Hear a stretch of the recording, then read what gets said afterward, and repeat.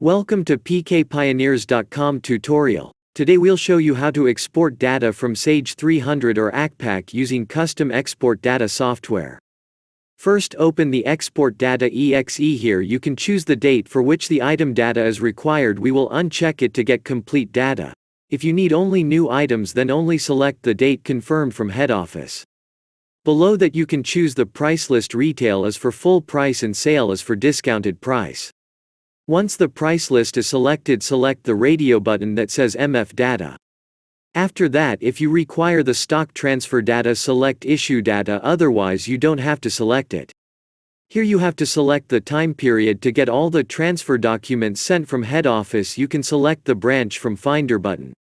A new window will pop up with all branches details. You can select your branch. Don't worry, if you select wrong branch, the data will not append.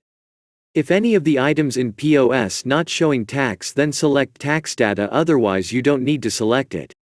If your branch is newly set up, then select branch setup table, otherwise you don't need it.